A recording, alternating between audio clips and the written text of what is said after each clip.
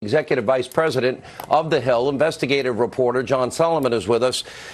So after your report last night, I did my own digging, and I made a lot of phone calls, and I'm like, okay, so if in fact they believe that he was that they were recommending prosecution, the Attorney General has declined, I understand there is a real deeper reason for it, and that's what you're reporting tonight.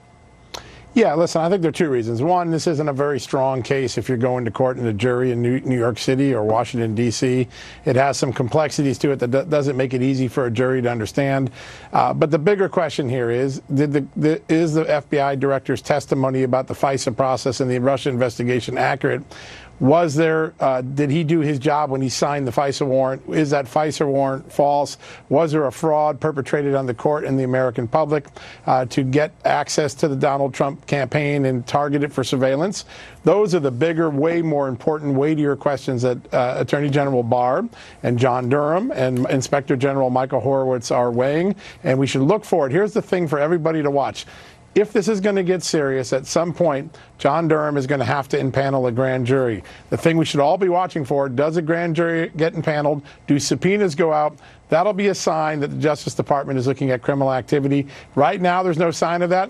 That's the thing I'm going to be watching for in the next few weeks. But usually they try to hide the fact if they have, in fact, impaneled a grand jury. There were two paths to spying on the Trump administration, though. We know James Comey was literally warned on multiple occasions. You broke both, or at least one of those stories, and that was the case of Kathleen Kavlik at the State Department about 10 days before Comey signed the first FISA warrant in October of 2016 before the election. That's right. He was also warned, we now know, by Bruce Orr, as was everybody else. There are potentially other cases where he was warned about the dossier, about it not being verified, about it being political. But that's only one path. Now, in the Mueller report, correct me if I'm wrong, the professor, Joseph Mifsud, he was, in fact, they thought he was a Russian agent. We find out he's a Western intelligence guy. Now, also, then you have Stefan Halper. He's spying on Carter Page, Sam Clovis, and Papadopoulos. Who set that up? Do we know who was involved in that? And was intelligence farmed out to other countries, allied countries, because it would have been otherwise illegal to do it in this country, and they were circumventing American law to do so?